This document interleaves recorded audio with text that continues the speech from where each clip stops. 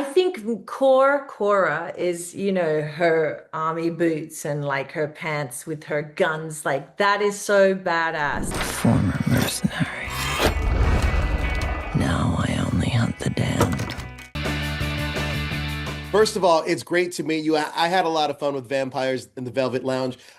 This whole thing, it feels like this stylish graphic novel come to life, almost like Sin City with vampires and a wild absinthe bar world. When you first read the script, what jumped out at you about the tone Adam Sherman was going for?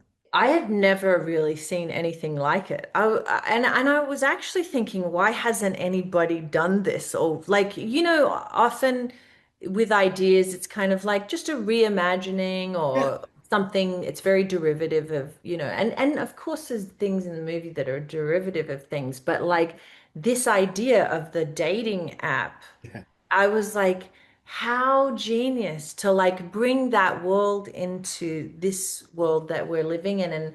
And obviously the script went through a lot of changes through the process. But when I spoke to Adam, I loved his vibe and his energy. He was kind, really intelligent, and just like very considered about everything. So I was excited to work with him and just excited to do this because that kind of concept hasn't really been explored that much. I actually want to ask you about that because your character, Cora, she's essentially an assassin hunting vampire, but she's also playing this undercover role in this dating app world, which I think is a lot of fun. What was fun for you about balancing those two sides of the character? Um, the fun part was just like working with Adam and Rosa and like, finding that together. Um, it was it was like a weird experience to be the actor playing another role inside the movie. But I just really trusted Adam's direction because sometimes I was like, oh, maybe that's a little bit too much, but I also didn't have like the vision Sure, of what sure. he wanted like ultimately for it to be. So I leaned in and trusted the process. Now, there's this really interesting dynamic between Cora and Elizabeth. It almost feels like a predator recognizing another predator. Did you and Mina kind of develop that push and pull dynamic between Hunter and Vampire together? I don't know if so much we developed it because we didn't have a lot of time, but she is such a professional and she works so hard and she's a wonderful actress. And I think that it was almost like just a dynamic that grew through the writing and through Adam's direction. And she, obviously has also an amazing sense of humor. I really enjoyed working with her. Now, I love the scenes with you and Rosa Salazar. Those things are a lot of fun. She plays another vampire hunter. Talk to me about the dynamic between the two of you and your characters and how they build their partnership together and talk about their partnership. Rosa and I had a lot of fun. We started the movie in the apartment that the two characters live in, and she is also like just such a riot. We we would just like run the lines, because it was often the middle of, well, it was always the middle of the night when we were filming. We were living like vampires, filming at night, sleeping during the day.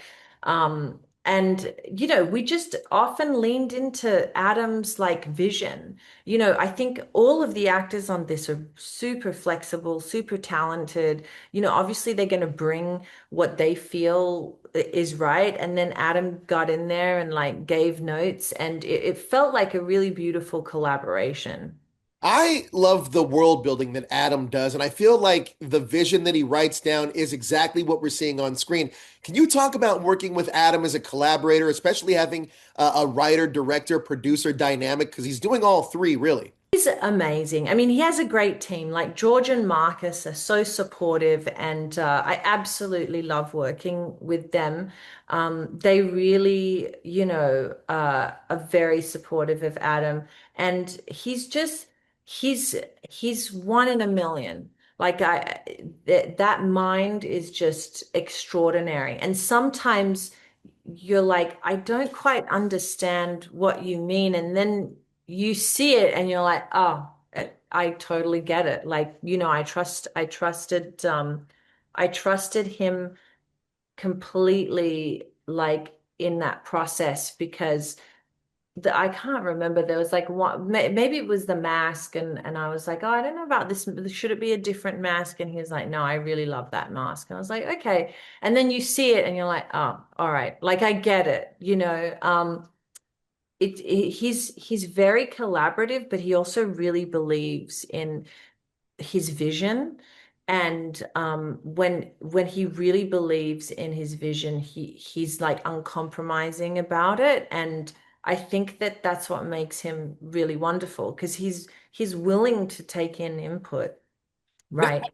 yeah, absolutely. One thing that you had mentioned was the mask, and I think that really stands out in the film is the fashion and the costumes, especially that masquerade look. Did you have a favorite outfit or look that helped you feel like Cora? I think Cora is, you know, her army boots and like her pants with her guns. Like that is so badass. Like I loved that whole look and I loved wearing it too. It was, yeah, this is like a little bit like superficial, but it was also really comfortable. And as an actor, often you can be, you know, 14 hours a day in the most uncomfortable costume and you have to be the character, but you're fighting the costume at the same time.